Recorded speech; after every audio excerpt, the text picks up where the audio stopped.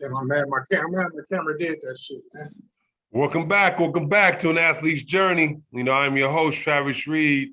Today, I got a special guest, somebody I used to look up to playing ball in LA. Another one of those, as you say, California legends. There's so many of them, man. Definitely a person that, played overseas, we went to the same college, not at the same time, but we went to the same college, Long Beach State. We'll get into that a little bit later. He has a funny story. I mean, obviously, he's in one of my funniest stories I've ever been in as far as recruiting trips. Probably my funniest. You know what I'm saying? He was there at the practice, y'all, when I was on my recruiting trip, me, my mother, my father, my stepmother, where there was a fist fight, a 5-minute fist fight between teammates. And I remember my stepmom was like, "Oh, hell no. You cannot come to this school." I remember the coach at the time, Coach Morgan, was like, "Oh, that don't happen all the time, blah, blah, blah. Just things got heated." And she was like, "Okay, goodbye. Thank you." But he's one of those, like I said, great players, played overseas. I just want to get into his journey, see how everything's going with him. And introduce yourself. Absolutely, my guy, Akeli Jackson, Long Beach State, 93 to 97. Sarah High School, 93 state champ, CIF champ, state champ, state player of the year, league player of the year, all that good stuff, man. Yeah, like I said, overseas, I got about a good 8-year career in. The amount of leagues I played in, I would probably equate it more to about 11, because you know how you hop around, you might play a half here, you might play a whole other half here, then somebody else wants you for another half. That kind of situation. Man, definitely over a decade, man. So definitely, man, that's pretty much me right now, man. That's my story in a nutshell, my brother. No, I got you. Well, let's start from the beginning. How did your basketball journey start? Well, basketball for me actually started a little bit later, man. I really grew up just playing just to play. I never really had any goals or aspirations for it. I didn't know anything about I could go to college with this for free, or I could play professionally, or even go overseas. I knew nothing about those type of things, man. I probably around 13 years old, my dad really started working with me. We went to I want to say it was Inglewood YMCA at the time. I want to say it was Inglewood YMCA at the time, and so that was my first real introduction to like organized basketball, where I'm actually watching guys that actually have a little bit of skill. Funny story, that was my first introduction to Stace Bozeman also, because he was playing in the league at the time, and Stace was a little bit more advanced than everyone else, man. Stace, 13, 14 years old, he was dunking on cats already. So he was kind of in like the Inglewood kind of South Bay area, he was kind of the benchmark, man. So playing in that league, watching him, had a couple practices, man. I played my first organized game. And I want to say I was 13. First game, I didn't know what I was doing out there, bro. I went out there, and I'll never forget 18 points, 11 rebounds, man. Just on your first game, and didn't even know what you was doing? I had no idea what I was doing, my brother. I had no idea what I was doing, and it kind of started from there. And so, I did the Y thing for a second, and from there, I jumped to K&E Bulls. Shout out to Tiny, man. You know what I'm saying? So jumped to K&E, and so I rocked with K&E for pretty much, man, all my teenage years, man, and developed with that. We had Dorsey every Sunday. Yeah, I remember those. I remember those practices. Bro, to this day, those are still the hardest practices I've ever been involved in, man. Oh, yeah, God, oh, yes. My God, bro. You want to talk about cramps at night? You want to talk about not walking in the morning, man? Hey, K&E practices were, champions only, baby. No, for real. If you can get through their practice, you get through anything. Straight up, man. Absolutely, man. So basically, I did the K&E thing, and then from there, high school. It's time to pick a high school. So another funny story. I ended up at Morningside first, man. Oh, so you would have been Morningside 6? Bro, if I would have been at Morningside, myself, Stace, Dominique, Corey, Dwight, Sean, whole bunch of other cats, it would have been over, man. But I checked out the first day because there was a black Hispanic riot the first day, bro. Oh wow. And it Okay. was bad. It was bad. And just like you're like your parents were like, hell no. After that situation at Long Beach, my Yeah. dad was like, hell no, we're not doing this. So I'm Yeah. out. So I don't go back to Morningside after that first day, and I'm over at Westchester now, bro. Mm-hmm. So my dad's been talking to Coach Zam over there a little bit. Get over there. He's trying to put an action plan together for that next year for like my 10th grade year.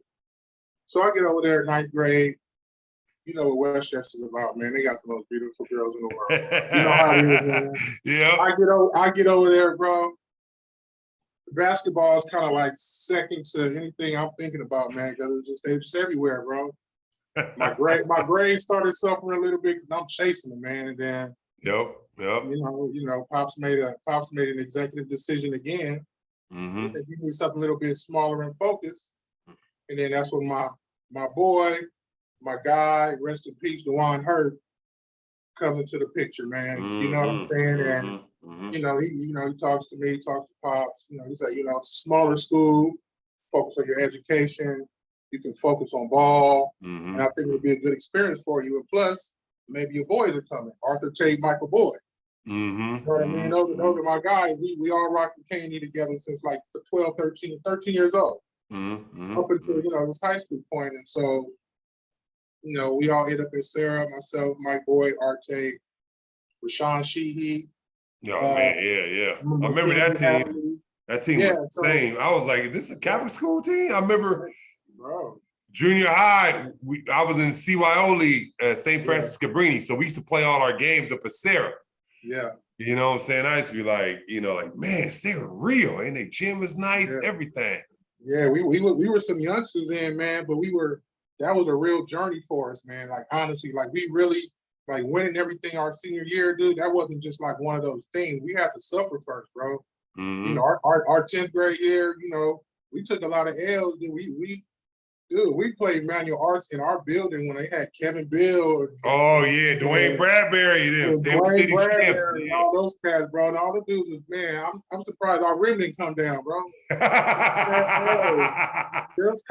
They beat us by like damn near 50, bro. They killed us, man. So we took a lot of lumps. And junior year came, we had a pretty good, junior season. We made it to the championship. Lost to Crossroads, Austin Crozier squad. Austin Crozier, yeah. He was nice, man. That's the one cat. It's two cats in high school, man, that I can honestly say at this point now bust my ass, and I can go along with it, man. CIF championship in my junior year, Austin, he busted my ass, bro. He was like, I didn't know the cat could shoot the way he shot, but that cat was shooting jumpers from everywhere, man. It was nothing I could do about it. And then strong ass Tony Gonzalez, man. Oh, of course. He was a Tony beast. Gonzalez, we didn't know who this cat was. We heard he was a football player trying to play ball. Cat was, at the time, he wasn't really the most athletic cat. He was just more positionally sound, if you know what I'm saying. Yeah, no, Use his body, man. And, bro, in high school, I was the quick guy that can get in front of you, get the steal. I'm not going to let a guy put his body on me. Right. Once he's got his body on you, it's over, bro. It's nothing that's how I said. Man, no doubt, man. I remember, like I said, I remember Tony Gonzalez was on the cover of Cal High Sports with the basketball and the football in his hand. You know what I'm saying? So, like, I remember that, but I remember he was a beast. And also, Crozier, I used to work out with him when he was a senior and I was a 8th grader. He used to dunk on me all the time, like no mercy, elbow me, dunk, because I was working out with him with Rockfish. Oh, right. Okay, right. Yeah, with Rockfish, with Eric Vanessa around them. So I haven't heard that in a long time, bro. Yeah, so like I remember they would come to the club and work out at the gym. And I used to be like, yo, like he was like, yeah, because he knew Barron. And he was like, so he was like, yeah, I dunk on Barron and everybody all the time too. So you ain't no different. I was like, all right. All right. For sure, so you didn't really play other sports? Were you interested in other sports besides basketball? Well, I was interested in football at Sarah, but basketball was the thing, and I knew that's what my future was in. So we decided as a family, man, that that's not what we're going to do. We're going to go ahead and just stick with the basketball and just run that out. You know what I mean? So that's really what it was. So I never really played any other sports organized or anything. I'd get out there on the football field with the players just to mess around, but yeah, nothing like organized. No. And I would say the AAU that you grew up with, it was straight K&E. So obviously, like, K&E was like the whole time. It was K&E the whole time, man. It was almost like, dude, I was so ingrained in the K&E. We at the time, bro, we were so K&E. It was almost like Slam and Jam was our boys, but they were kind of like the enemies in a way. You know what I'm saying? I mean, those were our guys, but we were like K&E ride or die because that's what was taught to us. Tiny wasn't no joke, man. Tiny, it was really like K&E or nothing. You know what I mean? Definitely. We brought it to the whole program, bro. It was us, Yeah. No, I remember, like I said, I remember K&E. Like I said, I played with them when I was at Crenshaw, my ninth, going into my 10th grade year. I played with them that whole summer. Like in NIT, I played with them. The BCI in Arizona, I played with them. BCI, right? Yeah. Yeah, I was to all the tournaments because like pretty much everybody who went to Crenshaw played for K&E for the most part. Pretty much. Shout out to my boy Tommy Davis, man. That's my favorite point guard ever, bro. Oh yeah, we played together at Crenshaw One State. Shout out to Tank. Man, Tank, that's my favorite point guard ever, dog. He know what to throw them things. Like I said, I would say this. He threw the perfect man. What I used to see with him, he threw the perfect lob I ever seen from half court, like consistently. Like he was on it from the other side of the court, just yeah. And what I'm saying, T folks be dunking everything, but I mean he threw the perfect alley oops. I ain't never seen it. T folks too, bro. Damn. Yeah, man. You know what I'm saying? Straight up. Yeah. So okay. So you sophomore year, junior year, senior year, you kill it, right? What's your most memorable moment in high school? Most memorable, it had to be winning state, man. Mm-hmm. Again, the journey for us was tough, man. We took a lot of lumps, man. It was a lot of understanding each other. And by the time we became seniors, man, we were truly a family. Mm-hmm. And winning state was one thing, but the winning with your boys.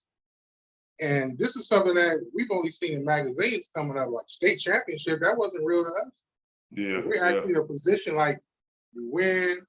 We get on a plane, we're going up north. We actually like here, like to win the whole thing. Cameras everywhere, we getting off the plane. This is like the big time, bro. Mm-hmm. And so to actually win it, be able to come home with that trophy, have all your people waiting for you, man. That was the best feeling ever for me, man. Right. All the awards. I'd sacrifice every personal award to win that championship again, man. That was absolutely the best. And now looking at it as an older person, as an older man, and having perspective, been out of high school a very long time. Mm-hmm. Coach Hurt not being here now, it makes it that much more special because that's something that no one can ever take away from us. You know what I mean? Yeah. And it hurts that Coach Hurt's not here. We can't celebrate with him still, but we can always remember because we had some very intimate moments as a team, bro. We cried together.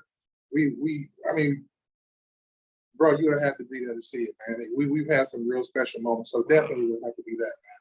No, I would say it's better when you grow up together rather than you just conform a team. You know what I'm saying? Absolutely. Right. Where it's like, you take your lumps, you appreciate it more than say like 5 all city dudes go to Sarah and then y'all win state, because y'all all city dudes that 1 year or whatever. So it makes sense. All right. So you state player of the year. Right. You're in state, right? You're one of the top players, obviously, in the state. Right. How was your recruiting process to go to college? Hey, man, the recruiting process was interesting. Obviously, you get letters from everyone.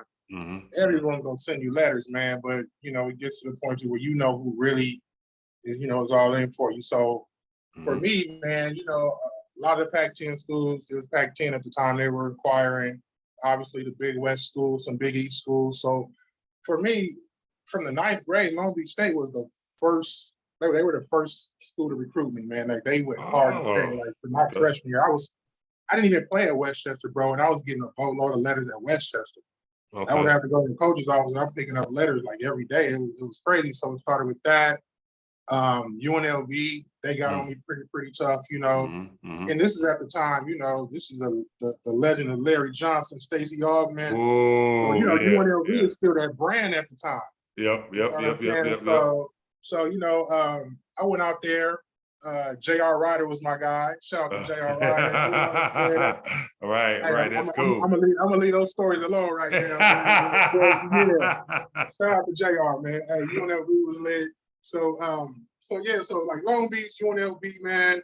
I was intrigued with Washington State because Dominic Ellison was going there. Yeah, So yeah. we were talking about like, man, we could pair up and do something there. So I kind of had them on the list. Villanova and Providence were kind of in the fold at the time, but it was back east, and I wasn't sure about going back east. And, Yeah, and of my course, of parents were course. like, I don't know, I'm not really sure. These schools right here have been trying to the whole time.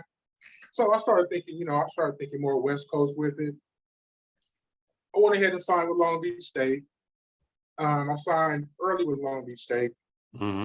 Had a great year, that senior year. Then guess who comes calling right after the state championship because they need some bodies. They want to see what the status was. Rick Pitino from Kentucky, bro. Wow. So that would have been a game changer. That I probably, if it looked right, I probably would have had to do that because that was Kentucky, dog. Yeah, of course. Kentucky, you know what I'm saying? Of course. So that was kind of I'm not gonna say it was disappointing, but it was like, damn, I think about that from time to time. Damn, Kentucky, that would have been a nice look. You know what I'm saying? But it is what it is. You know what I mean? Things work out the way they're supposed to. Absolutely. So you choose Long Beach State. What do you remember? What do you remember about your first year from Long Beach State? First year, I learned that I had a lot of growing up to do. I had to get a lot stronger, and that everybody can jump as fast as you, or jump as high as you, run as fast as you, and they're just as quick as you, man. And high school, the bar is a little different. You're going to be able to subtract the halves from the have-nots real quick. You know who the guys are versus the others. Yeah. Get the Long Beach State, bro. I got guys, Rod Hannibal still there. Terrence O'Kelly. Yeah. Shout out to Rod. That's my OG B camp. Rest in peace. Those are OGs. Jeff Rogers, all those cats. They still there, man. These cats getting up and down the court, bro. And I consider myself at the time pretty athletic cat, man. I couldn't tell when I got there, bro. I knew I had a lot I had to work on, bro. So that first year, man, I ended up redshirting, bro.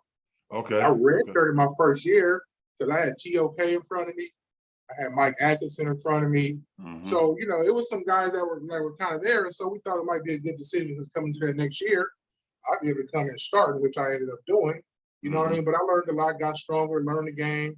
And that did a lot of personal workouts, man. Shout out to Coach Vaughn on that. Oh, yeah. Shout out to Coach Vaughn. Coach Vaughn he worked with me a lot, man. I improved a lot. What's the name there from out of day? Tommy. Big Tom. Big Tom came. He came with Morgan's regime, actually. Okay. Because you were still there when Greenberg was there, right? Yeah. Greenberg was my guy. That was my guy. He recruited me freshman year. Was a redshirted sophomore year. I started. You know what I mean? And again, hindsight is always 20/20. Greenberg, for all to be said, man, he's a hard ass, man. And he's tough as nails when it comes to practicing. He sometimes wants to over practice. That's how serious he was about the game. He used to rub people the wrong way and piss people off, man, but broke the coach. Dude was a hell of an X-Nose coach. You see him on ESPN, how he breaks shit down now, man. He's good. Yeah. Dude was an excellent coach. We won a lot of games under him. And him leaving, people thought it might have been an okay situation, man. But as we saw, the grass wasn't greener on the other side. I'm keeping it real, bro. I'm keeping it real, bro. The grass is not greener on the other side. Right. Obviously, he rocked a lot of people's careers in the opposite way it should have been going, man. Right. We thought he was in for us, but the athletic department, they were enamored with the whole Syracuse connection. Of course. He was going to create a Syracuse West. You know what I mean? So they basically gave him the whole card just to say, man, do what you got to do. Well, the funny thing is, like, I remember, like, y'all went to the tournament, like his first year, with all of Greenberg's talent. And obviously James was the main guy, James Cotton. And so, like, I remember that, because I didn't even finish though, bro. I didn't even finish that first year under him. You know that? Oh, you didn't? Bro, I went overseas that next year, man. So listen, so let me give it to you, man. So Okay. all right, so that first year under Morgan, man, he was running things a little bit different. You know what I'm saying? He was trying to build these personal relationship with each player, Yeah. but you know how you can kind of start to see a person's personality, an individual's personality, and kind of really where they're going with things. Right. And he would come and we would talk, we would have conversations, but a lot of his stuff would become very passive aggressive. You know what I mean? Just about, because I was a Kappa in college, man. I joined the frat in college. I became a Kappa. You know what I mean? Shout out to Right. Kappa out the side, man. I became a Kappa, and so my team knew that, and so for some reason or another, he thought that I was preoccupied with that when I compartmentalized it too. When it's hoop time, it's time to work out, it's time to grind. I'm there for that. My time in the evening, I might be with my bros, or we might be somewhere cool, but I'm at every practice. I'm not missing practices. Everything is what it is, So fast forward, man. We get to the season. I want to say first game, second game of the season. It was Coppin State. I want to say. I believe it was Coppin State we played. First half, got 14 or 16 and 7. I think I missed one shot. Tip ins, everything. I'm doing my thing, right? Second half come out the game, bro. I don't go back in the game the rest of the game. Trying to figure it out, don't know what that's about. Then he comes to me and say, hey, we're trying to get some of the other guys involved that need to develop X, Y, and Z. But I still see you playing my fellow starters and putting them in periodic points in the game. So at this point, I'm like, something's brewing here. Something's not feeling right about this situation, right? Right. So that transpires, and then I forget the next game. It might have been the next game or 2 games after that. I forget who was it we played. Murray, was it Murray State? It might have been Murray State. I forget the team, but we played a shitty game, but we ended up winning by like 2 points or something.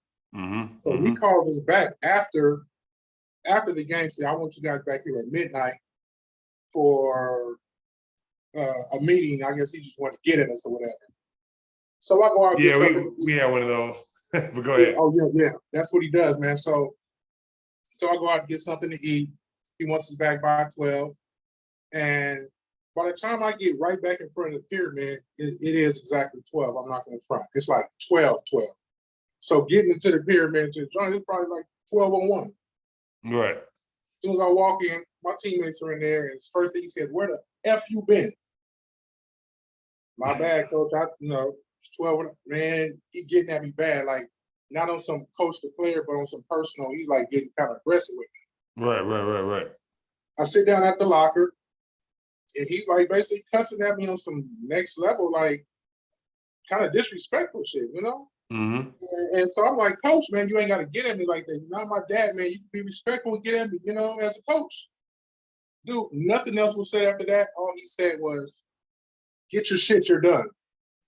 What? Bro, when I tell you, get your shit, you're done. I'm done. Like make me understand what we're talking about, bro. So at that point, bro, I wasn't with the team anymore. 2 days later, bro, it's all in the papers that I was insubordinate. I threatened the coach.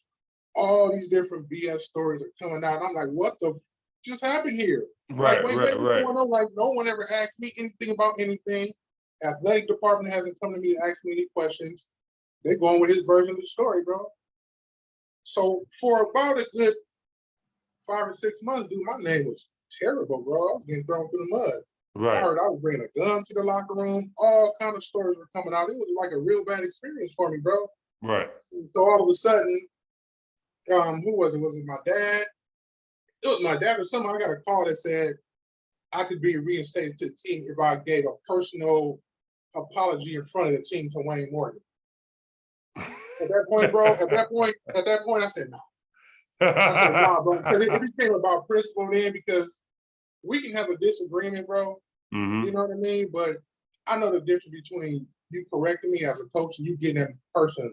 Right. He was looking for a reason, and so I ended up bouncing, bro. I think Corey bounced.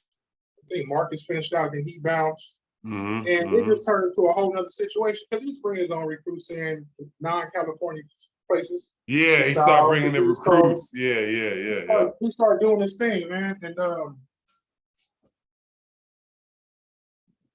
he started bringing his guys in, and it was obvious what he had going on, bro. And so I'm out.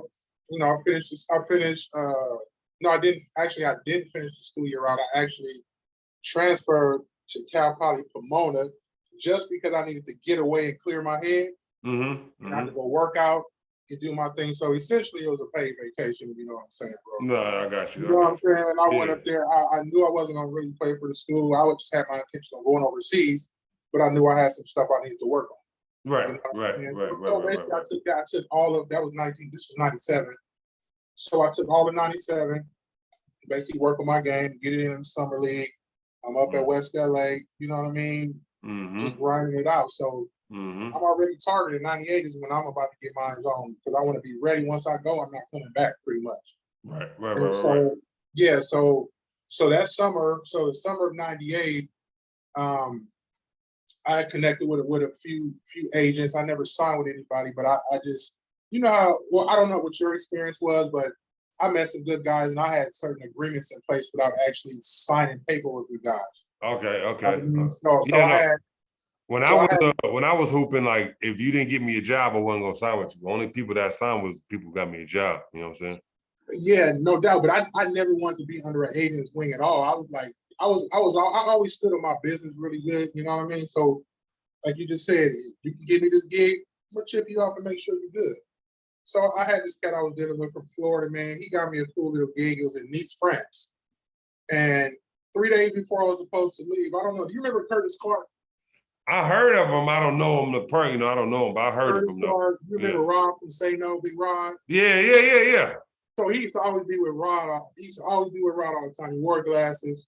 So Curtis was always my guy. Even when I was a youngster coming up, that was my guy. You know what I mean? Mm-hmm. So 2 or 3 days before I'm supposed to go to France, man, he hits me and he knows I'm supposed to bounce. He says, "Hey, man, you cannot leave on that France gig. I got something that might be way better for you, you know."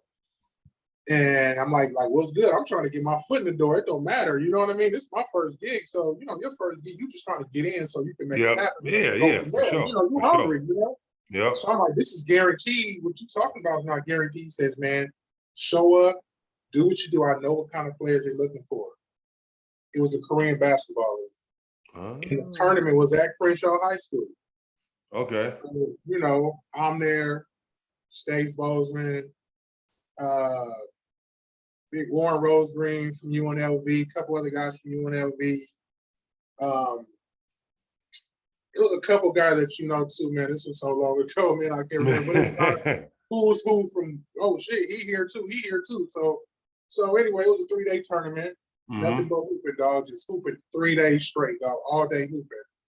They have a whole like NBA type draft thing and everything. We got on like clothes and like a Oh, whole for real? Okay. mixer, the whole shot, bro. So, you know, so Curtis come get at me. He says, "Hey man, you getting drafted, bro. I don't know where. It could be top 6." Because it was 20, I want to say 26 in the draft.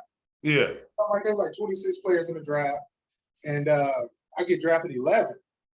And Okay. so they breaking off the bread, bro. It's like 80,000 tax free, without bonuses, everything paid for, like the whole shot, bro. So I get drafted, man, and get drafted 11 to the Nasan Flames in Gwangju, Korea, man.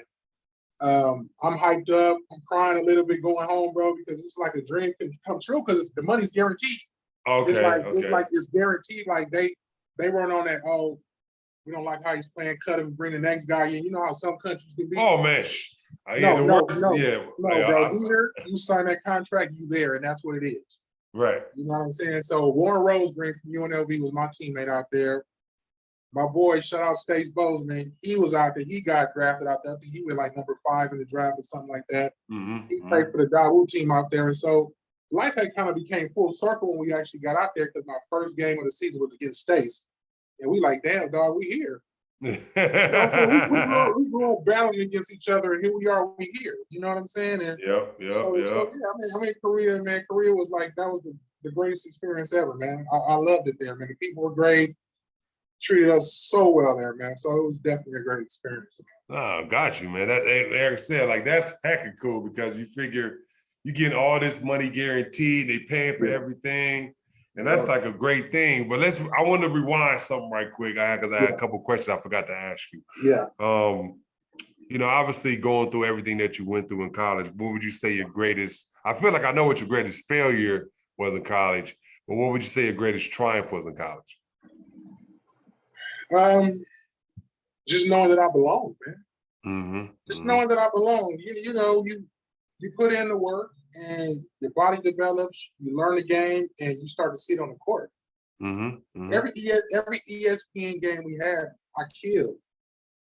You know what I'm saying? Like you Yeah. start seeing your profile raising, like Big Vital started mentioning the boy. You know Mm-hmm. what I'm Mm-hmm. saying? When you start seeing that, you're like, damn, I belong, bro. And then Mm-hmm. that's when you start really thinking like, damn, I probably can go next level. Because we all got the dream, man. Whether we make it or not, we all got the dream to go next level. Of course. You know what Of I'm course. saying? And so you start pondering those things, and so that was like a real fulfilling moment because putting in the work and then seeing it actually, come to fruition was a good thing. I just regret, as we spoke earlier, I regret the whole Wayne Morgan situation Of course. Yeah. because Yeah. because thinking back on it, man, with Greenberg there, bro, it was all going this way, man. Mm-hmm. And Mm-hmm. I don't know if you remember at the time, like email was a thing, but it really, really wasn't a big thing. People were sending Yeah, it faxes was. through. It was You know what the. I'm saying? I forgot what email. It wasn't Yahoo. It It was was it not? It wasn't. Was it AO? No, it wasn't. Hotmail. Hotmail. Okay, Hotmail. Hotmail was the first one, bro. So it was kind of like a new thing. But I remember like faxes would come through detailing what people would want. So I remember Coach Vaughn called me in the office one day. This is like my sophomore year when things is right, man. I'm doing my thing, right? And he calls me in and says, "Bro, keep doing what you're doing." At the time, yeah, James was the man. You know what I mean, and all that. So Mm-hmm. that was cool. And there was a lot of banner, a lot of people talking about that whole situation with James and Long Beach Right. trying to get Shea over there, and that whole situation, bro. And Right. Right. so, Right. Right. Right. Right. so I Right. mean, I wasn't never really on that. I'm like, man, I'll rebound, transition buckets, alley oops. I'm getting mine. You know what I Right. mean? Right. Right. Right. I'm gonna get the rebounds. You know what I mean? That was always my big thing. That started everything for me. But not to get sidetracked. So Coach Vaughn calls me in. He says, "Hey man, keep doing what you're doing. I want to show you something." He showed me three faxes, bro: the Spurs, the Bucks, and the Knicks. Man, it wasn't that they want you; it was that they were inquiring. We want his Mm-hmm. actual height, his weight. Have him start working on his perimeter dribbling because at the next level he would be this. Mm-hmm. Mm-hmm. Bro, Mm-hmm. that right there was like, okay, it's go time for real now. Like they watching. Yeah. See, And then they know where he was at. Yeah, I agree with that. that's what he was. And then fast forward, Greenberg takes an offer from South Florida. He leaves. Yeah. And Yeah. then, Mm-hmm. Morgan comes in, bro, and then the rest is history. But I do have one more caveat to that whole Wayne Morgan story, man. It's very disheartening. And I think about it to the day and it kind of pisses me off. So that summer after everything happened, bro, like I told Mm-hmm. you, I'm working out everywhere. I'm working out everywhere, dog. So there's a camp up at Long Beach City College, for the kids or whatever. So I'm working the camp. Right. He shows up over there, right? And I'm Oh, okay. like, I haven't seen this cat or nothing, but seeing him was just a sore spot for me, man. And at the time, my name is still pretty big, you know what I mean? Mm-hmm. And Mm-hmm. people at Mm-hmm. the college, as soon as they see him walk in, it looked like all the eyes just kind of switched to me to see like, What he like, goes what's going there? on? Like we know the situation kind of funky right here, man. Let's see what's going on here. You know what I mean? And so, oh boy makes his way over to me, man. I'm hoping this wasn't going to happen, but he makes his way over to me because I sure wasn't going to go talk to him. Of course. So he comes over, hey man, how you doing? And I'm already inside. I'm just keeping it good because I see everybody watching, and Right, I right, don't right, need I right. don't need anything else coming out of this situation, right? Right, So right. he said, man, how you doing? I said, I'm good, man. I'm just playing the role. I'm good, man. Thank you. He said, hey, if you ever need any help with anything, man, or any assistance with anything for me to reach out, man, please just let me know. Don't hesitate. All right, thank you, bro. oh, at this time, bro, I walk away. I have to leave the cap early, man. I get in the car, driving home, bro, nothing but tears in my eyes, man. Because that felt like a slap in the face to me, man. Yeah, of course, Straight, it man. Of felt like a course. straight slap. Because I'm like, dude, you literally did what you did. There really was no real recourse from that situation. You basically wanted me to bow down to your feet, and once I did that, you had me. And I know what that whole play was. Like, I need to beg you to come back, like you know what I mean? So just that whole situation, bro, it was just very sore. It's good now, but that's just an individual I choose not to never want to see again or be around. Because deep inside, bro, he know what it was, man. It wasn't that deep for him to do what he did. But as far as basketball careers go, man, mine still worked out, and I still was able to get out of it what I was supposed to do. Not league, but I was able to travel the world and experience all the things I always dreamed of. You know what I mean? So it's good. What would you say your biggest lesson you learned in college? Biggest lesson in college? Mm-hmm. Biggest lesson actually didn't come from basketball. Biggest lesson was from just the actual regular student on a day-to-day basis. Don't be a follower, man.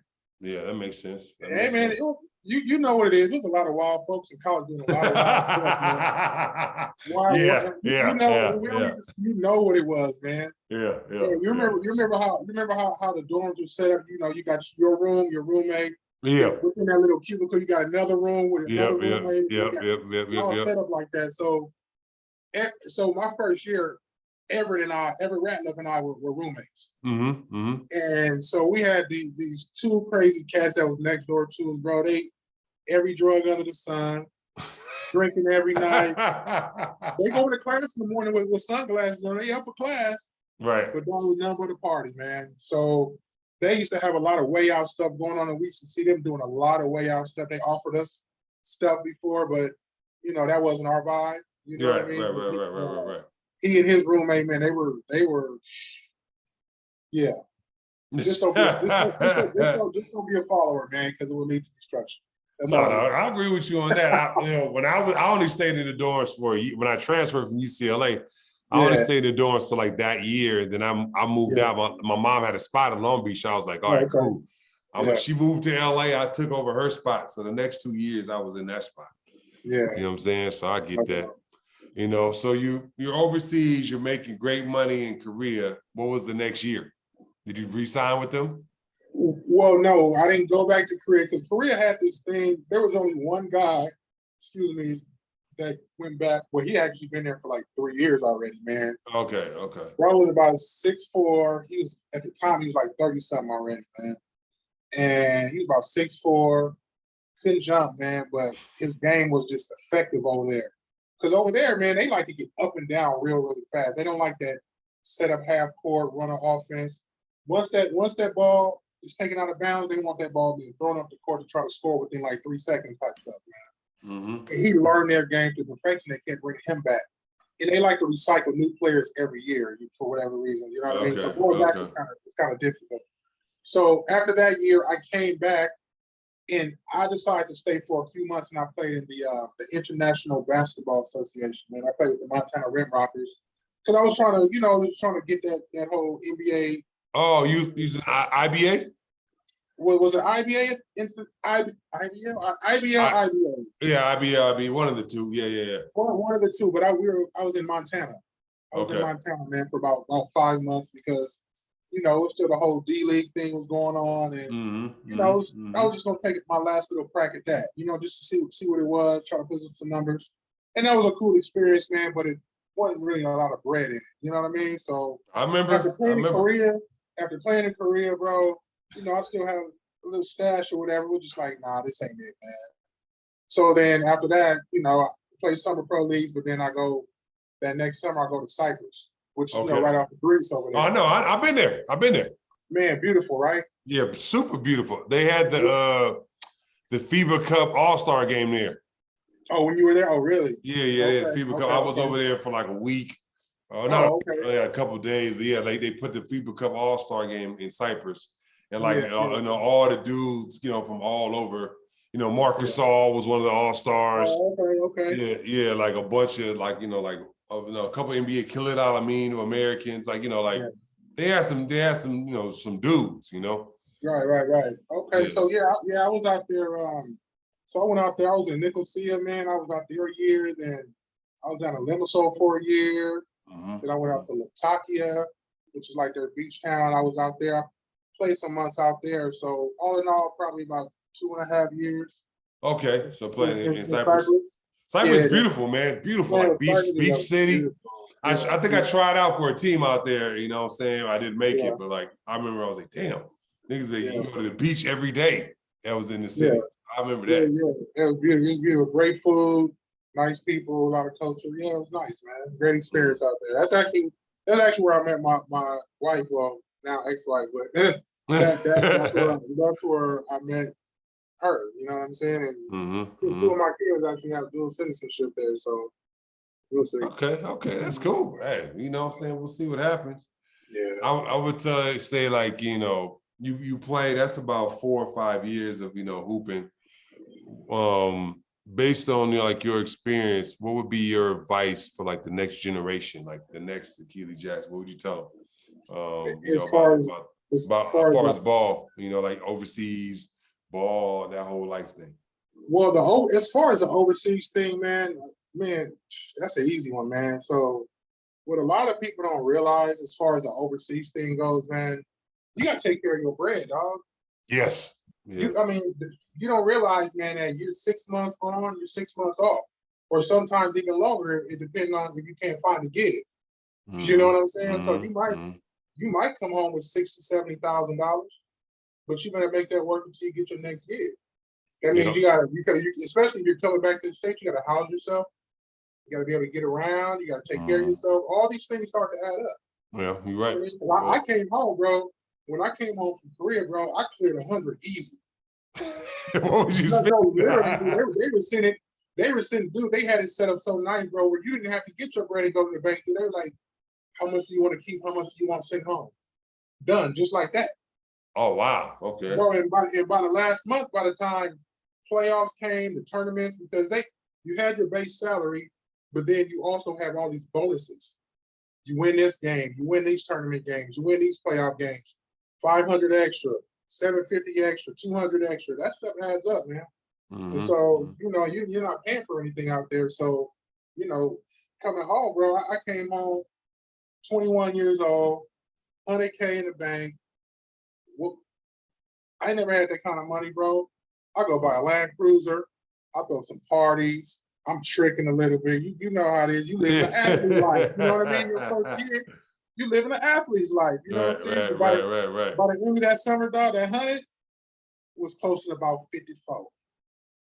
I'm trying to tell you, dog, it was about around that. And I was like, that was my wake up, like, all right, bro, like, you got to kind of get serious about this because you know that this is a small window. You got to like get what you can get while you can get it. No, So from that point on, bro, I literally start taking it serious. You know what I mean? Like, you know that this overseas bread, you're not playing in Spain, you're not in Italy, you're not making $1 million a year, but this money you make it can last you for maybe your first, I don't know, 8, 10, 12 years after you retire. Right. You know what I'm saying? You got to really like do it the right way and be able to sustain yourself, and then move to whatever's next. You know what I mean? So no, that's real. I mean, that's 100% real talk. I think, you know, like I was overseas. You know, I played at Bogota, Colombia, my first year. Okay. And then like I was over there for like some months. Then I signed a contract to go to Poland. Didn't work out. And then I was in France. Okay. Coach didn't like me. And then I went to Belgium. Coach, you know, liked me, but he wanted to bring in another guy. Like when I was in France, the agent at the time, he brought me on a tryout, and it was another American at my spot, didn't tell me. I'm like, so I'm trying out against an American that's already there trying out? That's what they do, man. Yeah, I was like, damn. They would bring in 3, 4, 5 cats just to find out who the committee. You know, they have committees for those clubs. Yeah. That guy best, and that's how they do, man. It's like a meat market for them, man. Yeah, no, for sure. And I was like, okay, well, and so me and him had to go 1-on-1 every day, like literally 1-on-1, and then 3-on-3 with the juniors. And then we would play practice with the regular team and then play games, you know. So it was like, Wow. damn, you know. So I ended up in Holland. For my first 4 years. Okay. Yeah, we How won was it. that? Oh, it was cool. Holland was cool, you know. I heard Holland was lit, man. I never got a chance to get over there. Yeah, if you was in like there's a spot, like there's a club that people from France, Belgium, they all drive down to this one club, like the monorail, whatever it was called. Like everybody from Holland, everybody from Belgium, people from France, they would all drive down. That's why I used to see Lorenzo Orr. He would come all the way from France to come to this that's club. My OG, man. Yeah. I've seen Lorenzo forever, man. Yeah, we used to see him all the time, every week. He'd be in the club every week. Man, he was in France. No, okay. Yeah, so like it was a bunch of dudes, like I said, from all over that would go to this one club. And like, it was cool. Like you in Amsterdam or a big city, Rotterdam, it's cool. If you in them small cities, it kind of sucks. But luckily for me, I was in a big city. I was just in the other side of it by Belgium. So, yeah. So like I said, you know, we won a championship, went to the finals a couple years, and then I left and went to Estonia. Estonia, damn. Yeah. Oh, wow. Yeah, I went to Estonia, bro. Was over there, you know, like won MVP of the league, whatever the case is. We played in the Baltic League. They had, you know, who was over there? As Americans, they had Lauren Woods. Arizona. Big dude from Arizona. Yeah, Arizona. Yeah, they had Kareem Rush. He was over there. Kareem Rush was there. He had just left the Lakers and was trying to get back into the league. So he went over there for the bread, killed over there, and then went back to the league after that. You know what I'm saying? Right. Yeah, so it was like, you know what I'm saying, a bunch of dudes that was over there. Like I had a bunch of Curtis Millich. You know what I'm saying? Oh, damn. You know Curtis, yeah. Curtis was in Latvia. He was in Latvia when I was in Estonia. He was in the country right over.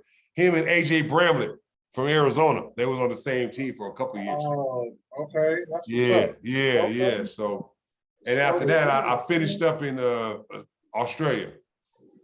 Man, Australia, my man, you remember man, Isaac was out there, man. Barton. Yeah. Isaac was out there, man. Yeah, he was out in Cyprus too when I was out there, man. We posted in Cyprus for a few months out there, man. He was one of the top teams out there, man. But Yep. He was killing in Australia too. Yeah. So I say Australia was cool. I mean, the best thing about it is like everybody speak English. You know what I'm saying? Well, at least their version of English. Yeah. You know, so it's like, you know, only the hardest thing is learning how to drive on the opposite side. Yeah, I got that in about 2 weeks, man. Oh, yeah. I almost got into an accident in 2 weeks. It was just, you got to learn the signs, man, because it was a whole bunch of one ways I ran and I didn't know, man, because it's different than, you know, I hear it to be like one way only. You start seeing that little one line with that red, you're like, damn, I ain't supposed to be able to, next, you know, you're trying to get out of madness. But yep. Those are all great experiences you learn, man. Just things you always gonna cherish, man. For sure, man. So like after you play, you know, in Cyprus, right? That's like what was your next place that you played in? Like your next couple of years? Okay, so this is where it gets interesting, man. So I leave Cyprus and I go to Lebanon. That's like literally 20 minutes across the water, you know, right from there, Cyprus, right? Yeah. You know, it's like right there. And so I go to Lebanon because at this time, dude, Lebanon was giving out those 15,000. They give out super bread. Right, they were giving out those bags. So I was like, man, let me get on over here because, you know, in Cyprus, dude, I was around that 765. You know what I mean? And, and you know, certain teams, depending on who you were with, man, you gotta like get it in for your bread. Like, oh, we'll have it in a couple of days. Nah, bro, no pay, no play. Right. I mean, you know, everything ended up being good, but you know, with some of those teams, you gotta be on them like that because you don't say nothing, they won't say nothing. Right. You know what I mean? So I decided to get over to Lebanon. So I get over there and I start rocking with Anthony. I signed a little contract with Anthony. Okay. So it's me. It's my boy Jeremy Hyatt, played at North Carolina State. A couple cats came and went real quick, man, but we're over there just playing like these exhibition games, basically like on a tryout. So we're out there for a few weeks trying out. They're giving us a little bit of bread. They take care of housing, all that kind of stuff. Of course. So I'm like, I'm trying to get over here because the team, like, you know, they signed you. That one was for like 90. What was it? That contract was like 94 a month, I want to say. And so Wow. I'm rocking with that, bro. Because once you get into the Lebanese league, bro, you got your foot in, and you can stay over there, bro. You about to get it. Right, You're about to get to it. And, so I'm over there 3 weeks. You had this one Russian coach, man. He was a taskmaster, man. He had us like working out 3-4 times a day. Bro was never happy with nothing, man. So we got to the point to where, all right, man, these dudes got to make a decision on something. Next, you know what you were saying earlier, they bring other cats in now. Next, you know, they brought in about 4 more cats, man, and you just like, you know what? This getting real disrespectful now. I can either go back to Cyprus because I got a team over there waiting for me, or I'm just about to turn into a mercenary, man. Wherever paying the most, this is what I'm rocking with. You know? So what ends up happening while I'm in Lebanon, I meet this Asian who's basically like a Western Asian agent. He's got a real good tap on Egypt, Jordan, Syria, which I didn't know had a lead, Lebanon, all these different places, right? So he gets at me. He says, man, I got a league that's, you know, they're asking about you, man. They're interested. They saw you playing a couple of these exhibitions. It was in Syria. Obviously, bro, I'm saying what we see on TV, on the news, I'm like, Syria? Hell no. I'm never going to Syria. Like, ain't trying to die. My grandma, rest in peace now, dude, she didn't want me going over there. Right. My whole family was apprehensive. Like, I don't know about that one, man. I know you're getting your career on, but I don't know. Right. So my guy tells me, listen, man, everything you see on TV, man, don't believe it. They have pockets in different way out rural areas, but the city itself, man, you're going to love it. I'll take a chance on it, bro. Land in Damascus. Of course, everybody looking at you funny. I'm like, damn, I'm having regrets already, bro. Until I get outside the airport, which it took me 2 hours because I'm American. They want to make sure why you here, what you're doing. They keep you in their room for a second, you know, and then once you get out, you get to the front, bro. They had the whole spread. The Audi A9 was waiting out there. They had the whole like welcome package, man. Like already had the video of like, man, Akeli Jackson. Like they already had people like anticipating me showing up to Aleppo. That was the city I lived in. Okay. Aleppo. So at this point, hey, are you hungry? You want something to eat? Hey, this is where you're going to stay. They don't really let you drive out there like that. They always pick you up. But everything I wanted, everything I needed, bro, it was furnished for me. And I had nothing but great things to say about Aleppo and the country itself, bro, because I never had any issues. I stayed there 3 years. Okay. Not consecutively, Right. but I moved out there for 3 separate years. And that's how much I loved going back there because they were paying me. Mm-hmm. The people were nice. You were at peace. And it was almost like, I started almost saying to myself, bro, you could finish it out here. Mm-hmm. Mm-hmm. You could really finish out because I was like almost in my own lane. Right. You know what I mean? It was just like, in a way, you kind of own the city in a way. You know what I mean? They were just happy to have you there. So it was good. So I did 3 years there. And then I ended up, was it the second year? Okay, so my second year in Syria, I ended up going to Dubai with the top team in Syria, which was Ittihad at the time. I was playing for Jalal. I was with Jalal at the time, and then I ended up going with the top team in Syria, which was Ittihad. We ended up going to Dubai to play in the Western Asian tournament with the top teams in Western Asia, basically. Right. So go to Dubai with them. That was a great experience because you're playing against the best of the best in that whole region. You know what I'm saying? Whether it be imports, you know, us from our respective countries and their best players, you know. Mm-hmm. And so that was a great experience getting to go to Dubai. Did that. Came back to Syria the following year. Ended up going again to, actually, where was it we went? Let me think. Yeah, this is so long ago, Trav, man. There's some time, man. I'm trying to put the whole timeline together. So go back to Syria the third year. There's a team in Bahrain that's inquiring about me. Because I'm putting up mad numbers in Syria, dude. I won the Western Asian MVP, putting mad crazy numbers up. So this is a funny story right here. So basically, they get at me. They want to rent me out. They pay my squad and everything. Like, hey, we want them to come to, you know, play with us in Malaysia. And, you know, it's a big tournament in Malaysia. And it was Petro's, I think the biggest petrol company in Malaysia put on a big tournament. So, so we ended up coming to an agreement with the team in Bahrain. They paid my team. And they negotiated directly with me, like, hey, what do you want? What? From what I'm getting and from what I find out during this time, like, I never had a team say, "What do you want?" It's Right. almost like, "This is what we're paying. This is the contract." Boom, and boom, and boom. They said, "What do you want?" The tournament's for 2 weeks, bro. So I'm saying, damn, 2 weeks. Man, I'll do it for 75. I'm Mhm. expecting them to be like, damn, 75. They're like, okay, deal. They do the paperwork. And mind you, at the time, bro, I'm talking to them, but I'm not like in Bahrain yet. I'm still in Syria, right? Right. So I'm like, okay, damn, 75 for 2 weeks, that's a lick. You know what I'm saying? I'm like, I'm rolling with that.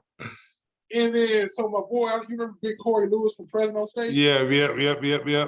So Big Corey, that's still my guy, man. Big Corey, I find out he's on my team, and he hits me like, "Hey, man, I'm gonna be hooping with you, man. I'm going to Malaysia with you."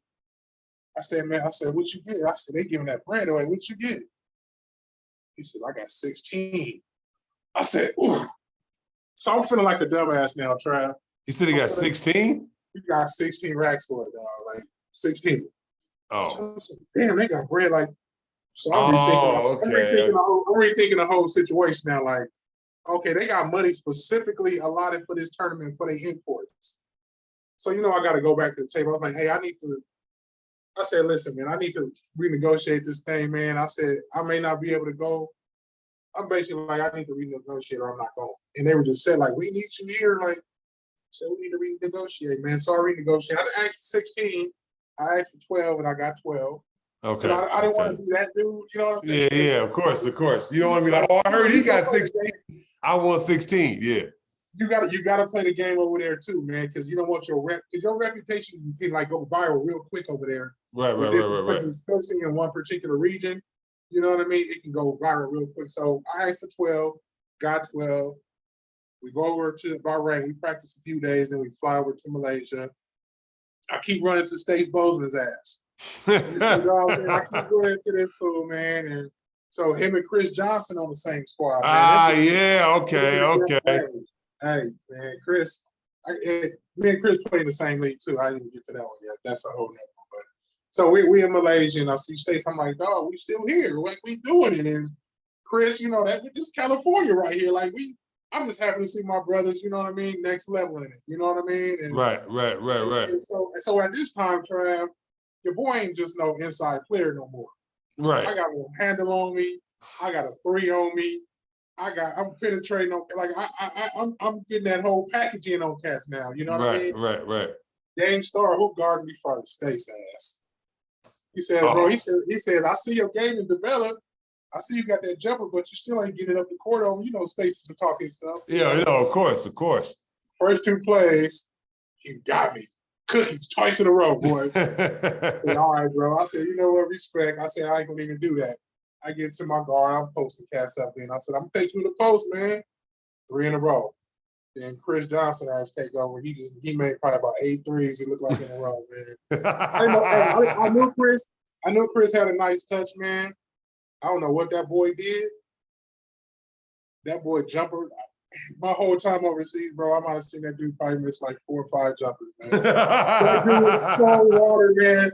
We were in Qatar. We played in Qatar together. We didn't go on the same team. We were on opposite teams, man. But that cat went for nothing under 40 every game. Yeah, easy. I can see that. He had this little hezzy. Yeah, he was like, shot. Yeah, that's his move. That's his move. He was so late in Qatar. They loved him. He was a superhero. They loved him in Qatar. He was worth it too, man. He was definitely worth it, man. They definitely put out for him, man, for sure. No, yeah, definitely. Chris told me some of them stories, like I said, when I talked to him about it. Yeah. And so, like, he was just killing. I know he was killing in Qatar. So yeah, he was. They had one cat. They kept trying to say he was like 23, man, but I know this cat was closer to 40. He was the whole shot, man, but he's about 6'9", dog, long ass arms, the whole shot. He was killer. Right. Name was Yassine, man. Yassine or something like that. Crazy. They had a nice squad, man. Okay. Yeah, no doubt, man. So you obviously playing guitar, all these Middle Eastern countries. How long do you play? When do you finish? When did you know it was time to hang it up? So around early 2005, late 2004, 2004. So at this time already, I got a son. You know what I'm saying? My daughter's born early that year, 2004. So I'm basically traveling with a family now, man. And so I'm traveling from country to country, and that kind of got redundant after a while. So automatically, you know, I'm a family man. You start to think like, gotta put some years in with this thing. I wasn't tired of the game, but I did get tired of the traveling, bro. And I did want my family to be settled in, and I tried to have them home. When we came home, I tried to have them settled here initially. You know, we came back one summer, but that didn't work out too well. You know what I mean? It just didn't work the way that I wanted it to work out. Just as far as me being gone, them being here, it just wasn't sustainable, you know? So ended up coming back with me with Syria, man. And 2005, I make a decision. You know what? I'm gonna see how the season ends out, how we finish this year out. I'm gonna make an executive decision. I might be done now because I started coming to my reality. Like, damn, like basketball don't last forever. I'm kind of looking forward to the second half to see what that's about now. You know what I mean? I got a little bread saved up at this time. Got the family. All right, let's see what it is. So 2005, June 2005, shut it down, dog. I'm not even thinking about going back. I got teams trying to bring me back. Teams hitting me. I'm like, okay, maybe, but then I'm like, I ain't trying to go travel. I'm good at this point, you know. So it's my last time overseas hooping, man. 2005, and I'm home, setting in with the family now. It's time to start thinking about the second half of life now. Right. Basketball's over, which is the hardest damn pill to swallow, my man. That basketball, like, there's no more practice. There's no more cheers. There's no more of this, that. Once all that comes to a halt and it's silent, it's a hard pill to swallow. You got to move on, man. You got to find a way to keep yourself. You got to find a way to appreciate those good times, but look forward to the future. Because this is our identity growing up, man. This was us. Yep. We're ball players. Yes, we sir. go to practice. We play games 3 times a week. We end up in championships. I'm no longer striving for that. I no longer have anything to grasp that I that's going to fulfill this journey we're on. It's over. So now it's like, okay, what am I doing here? So you got to weigh that in with what you're doing next. And for me, I came home, bro, honestly, because I got a family now. I'm like, okay, you know, my wife at the time, she foreign as hell, bro. She can't work it. She here. You know what I'm saying? So it's like, dude, I'm like basically leading my family, my kids. I'm leading the family at this point, you know. And so I come home, start applying to all the state jobs, the county jobs. I started doing all these different because it made more sense because these are all 6-figure jobs. You know what I mean? So I'm like, okay, right. Bro, you would never guess what I started doing next, man. What? Bro, I went into the Department of Corrections and Rehabilitation, man. So you was a cop? Hey, listen, I wasn't one of them. I was a dude trying to help the system, though, and that's why I'm not there anymore. Okay. And that's a whole other story in itself. Like, literally, I went in there for the bread because it was paying the most. It had all the benefits. It had the whole everything. So I'm like, this worked for the family. Right. Me growing up where I grew up in Compton, dude, of course I feel a way about that. Like, damn, dog, like, my homies is not gonna like this. You know what I'm saying? Something like that, I'd be like, dude, like, what are you doing? You know, but it wasn't about that. It was about the family at that point. Like, dude, it's just time to like level up, be a man about it, you know? Right. And so I go in there and off bat, bro, once you get in there, you know what it is. You know, growing up where I grew up, dog, inmates and all that stuff, man, that stuff never was a culture shock for me because I grew up around that stuff. Right. But when you see your fellow, you know, your coworkers and the way they react to cats and the way they get wild like cowboys, you're like, what the hell? This ain't it, bro. So I was always a cat, like, what's your 5-year plan? Right. What you gonna do when you get I want an X, Y, and Z? So what you gonna do first? What's the first action? What's the first course of action if that's what you're trying to do? All right, so tomorrow when you see me, I want you to have a whole plan together. I was critiquing cats' homework on shit on how to do X, Y, and Z when they get out. Okay. They started calling me an inmate level, bro. They started all this like, you not with us, you against us type energy. Okay. when Okay. I really took the rehabilitation part of it serious. Like, I'm really trying to help cats be better and not come back. No, that makes sense. It's a very small percentage of us that were in there that were trying to be that guy. Mm-hmm. But the system, as we see on TV and all that, the system is so strong and they're so geared more towards that side and being the asshole part of it. The guys trying to make a difference would always get swallowed and lost in translation. So a lot happened with that situation, bro. And then cats start trying to put crazy accusations out on way out stuff. I can't go too deep into it because I sued the state and ended up cracking them.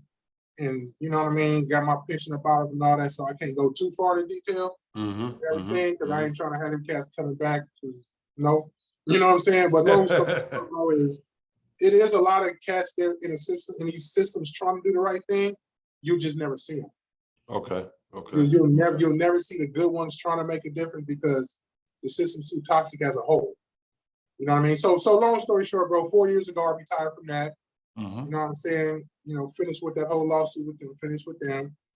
I'm doing me now, bro. I started making clothes. I do clothes on demand, custom clothes on demand. I kind of got a skill with that now. You know what I mean? As you see, I got the green screen and stuff behind me.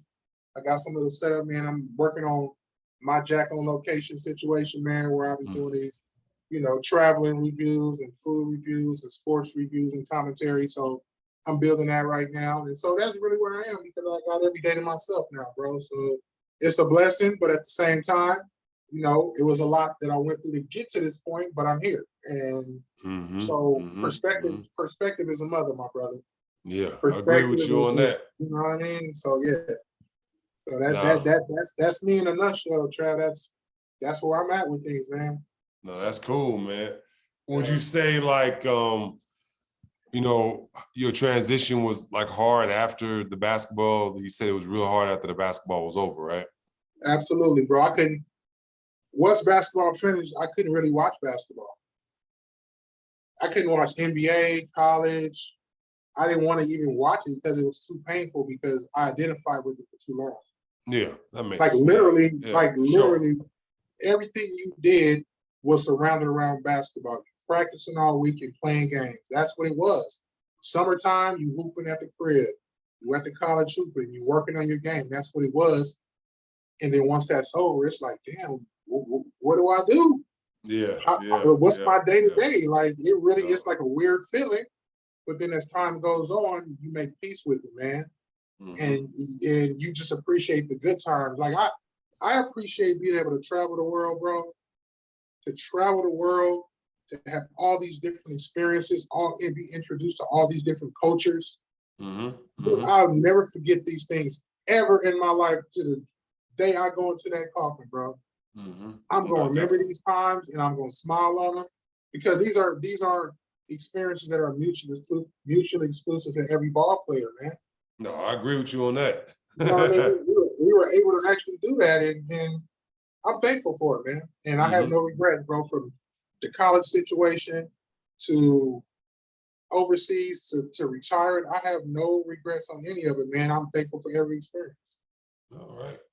Well, I want to say thank you, man, Akeli, man, for coming on, man. I really appreciate you, man.